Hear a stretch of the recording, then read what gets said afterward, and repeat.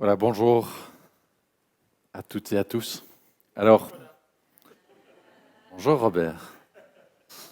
Alors Robert, tu me connais et tu sais que moi, en termes d'écologie, de développement durable, moi j'ai un comportement à titre personnel qui est tout à fait exemplaire. J'ai étudié vraiment en profondeur tous les enjeux liés au développement durable parce que c'est important, c'est l'avenir de notre planète, c'est l'avenir de nos enfants, de nos petits-enfants. Euh, Je suis quelqu'un qui a totalement adapté son style de vie. J'ai complètement changé tous mes comportements. Et non seulement je l'ai fait, mais comme je dis, je suis exemplaire, c'est-à-dire non seulement je le fais, mais honnêtement, quand je regarde autour de moi, je le fais aussi mieux que les autres, en fait. Bon, ok, j'arrête là. J'imagine que ça, c'est un petit peu la réaction, ce qui doit se passer dans votre tête. Probablement, alors je vais essayer de deviner ce qui s'était passé dans votre tête. Probablement, déjà, vous me trouviez moyennement sympathique. Deux, je ne suis pas sûr que vous avez réellement cru à tout ce que je vous ai dit. Et trois, même probablement vous disiez, ou à mon avis, lui, il doit avoir un truc à cacher. Je suis sûr qu'il a peut-être un gros pick-up américain qui est garé là devant l'entrée ou quoi. Il y a un truc qui est pas clair en tout cas. Alors évidemment, ce que je vous ai dit était un peu caricatural, mais le message que je voulais faire passer, c'est que malheureusement, il arrive assez souvent que des entreprises, quand elles parlent de développement durable, bah, elles parlent un peu comme je viens de vous en parler. Et pourquoi? Pas parce que elles sont forcément malveillantes, pas parce qu'elles ont des mauvaises intentions, mais parce que tout simplement elles appliquent des techniques de communication qui sont des techniques de communication alors qui ont très bien marché jusqu'ici, hein, dans les 80 dernières années, hein, depuis la fin de la Seconde Guerre mondiale. Mais ces techniques, elles ne marchent pas quand on veut parler de durabilité. Alors, ces techniques, c'est quoi? Pour ceux qui ont un peu travaillé dans la publicité, hein, c'est une première technique, c'est ce que j'appellerais l'exagération. Alors, en jargon publicitaire, on appelle ça le saut créatif, ou on appelle ça la dramatisation du bénéfice. Et quelque part, on va prendre un bénéfice produit et on va un petit peu l'agrandir, l'exagérer, etc. Donc on va dire, on va rajouter une lame sur un rasoir et puis on va dire la perfection au masculin. Alors c'est pas grave, j'ai pas un jugement moral par rapport à ça. Le consommateur est habitué à ce que quelque part les publicitaires utilisent ce genre de technique. Donc c'est pas un jugement de valeur en soi, c'est simplement dire quand on parle de durabilité, ce genre de technique, ça ne fonctionne pas. Autre technique, c'est d'aller faire appel à nos tripes, à l'émotion, hein, aller chercher vraiment l'émotion chez le consommateur. On sait que c'est ce qui est payant en termes publicitaires. De nouveau, je n'ai pas de jugement de valeur par rapport à ça. Moi, je l'ai fait pendant des années et des années. Mais de nouveau, quand on communique sur la durabilité, ce n'est pas ça qu'il faut faire.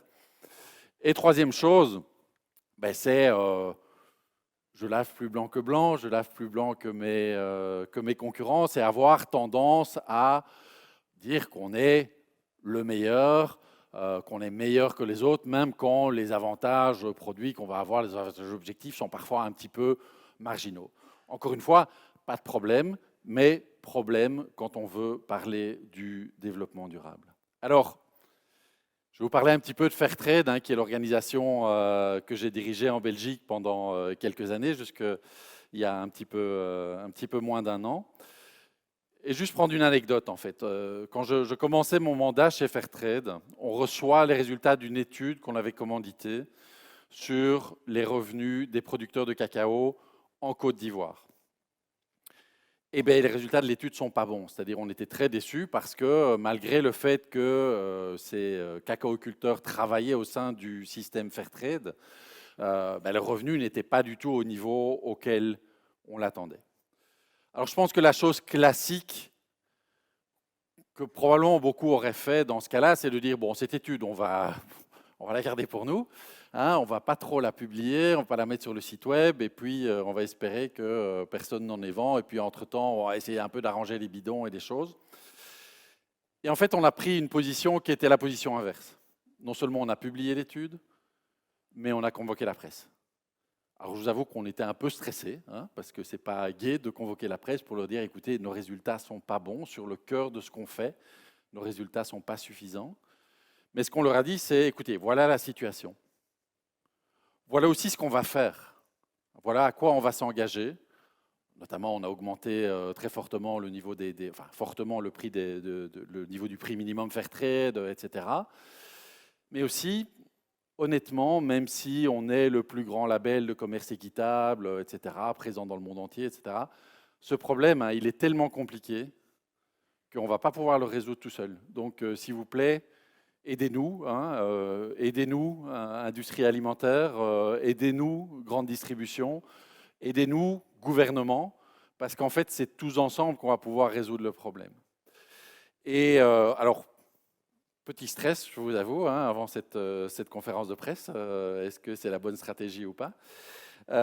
Et finalement, ça a très bien marché, c'est-à-dire que la presse, finalement, a été assez chouette avec nous parce qu'ils se sont rendus compte qu'on était transparent, qu'on n'essayait pas de cacher des choses, qu'on était sincère, qu'on avait des plans aussi pour essayer d'améliorer les choses.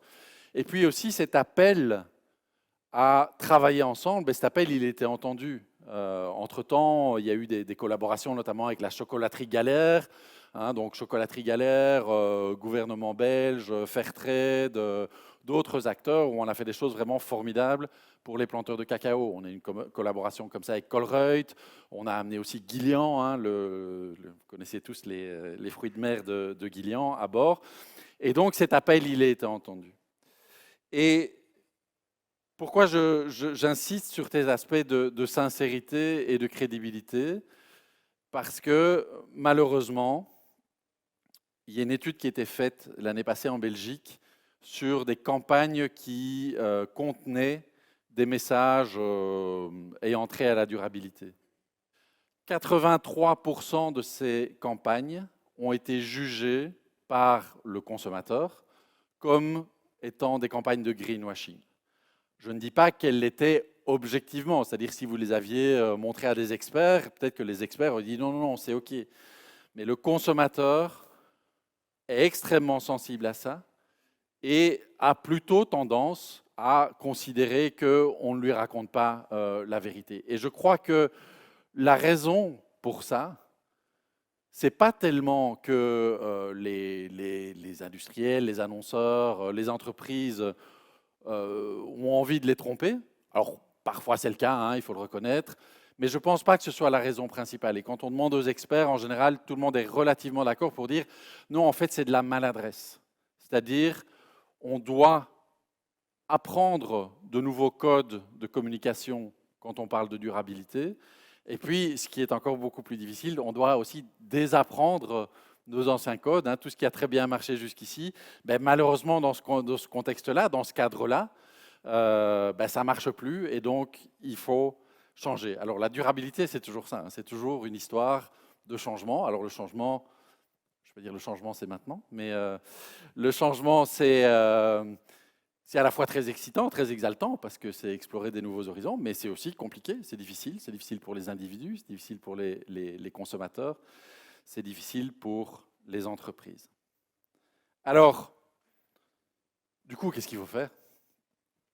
Quelques petits trucs peut-être. Alors je vous parlais tout à l'heure hein, du premier grand truc de communication publicitaire qui est cette exagération, hein, cette dramatisation des bénéfices, etc. Il ne faut plus être dans l'exagération quand on communique sur la durabilité. Il faut être dans l'humilité. C'est pas facile, c'est pas intuitif hein, dans un monde qui est très compétitif. Vous travaillez tous ici, vous allez travailler dans l'industrie alimentaire, c'est pas évident. C'est compétitif. On a toujours envie de dire qu'on est meilleur que les autres, etc. On a toujours envie d'être dans le superlatif. Puis on est fier de ce qu'on fait. On est fier de ce qu'on fait. Mais vraiment, le code peut-être le plus important, c'est l'humilité. Alors pourquoi? Parce que c'est un peu un cliché en termes de développement durable, mais on dit souvent le développement durable, c'est un chemin, c'est un trajet. C'est-à-dire on ne devient pas du jour au lendemain durable. D'ailleurs, on ne sait pas très bien ce que ça veut dire. Hein. Donc on ne part pas d'un endroit où hier on n'était pas durable et puis aujourd'hui on est durable. Non, on se met en chemin, on part en général d'une position qui est très perfectible, hein, parce que les enjeux qui sont en face de nous, ben, c'est des enjeux énormes, hein, et qui demandent des changements assez radicaux. On part d'une position perfectible et puis voilà, on se met en chemin et on essaye de s'améliorer. On ne sait pas toujours exactement quelle va être la destination, mais on se met en chemin. Et ça veut dire que quand on communique, ben, on peut soit se retourner et voir le chemin qu'on a déjà parcouru et se dire ah, c'est formidable tout ce que j'ai déjà fait, tout ça, regardez ce que j'ai déjà fait. Mais il faut aussi savoir regarder en face de soi et se dire oui, mais malgré tout, la route, elle est encore longue. Et quand on communique là-dessus, eh ben, on communique plutôt avec humilité. L'autre chose, c'est l'emphase, hein, donc essayer d'aller chercher les sentiments, de tirer une petite larme, etc. Et là aussi, c'est des codes qu'il faut essayer d'éviter. Il faut essayer d'être plutôt dans une certaine forme de retenue. On est tous, en tant qu'êtres humains, confrontés probablement au plus grand défi auquel a été confrontée notre civilisation. Le réchauffement climatique, l'effondrement de la biodiversité, etc.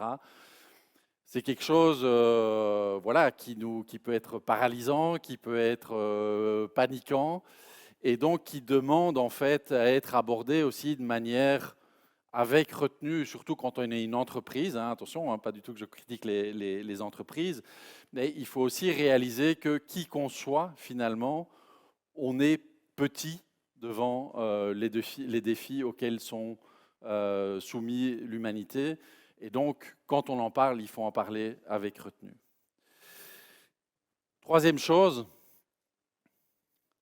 bah, il faut éviter d'être toujours dans la comparaison. Alors, je sais que c'est compliqué. Hein. Je sais que c'est compliqué. Moi, j'ai travaillé pendant 20 ans dans l'industrie alimentaire. On a toujours envie de dire qu'on est mieux que les autres, etc.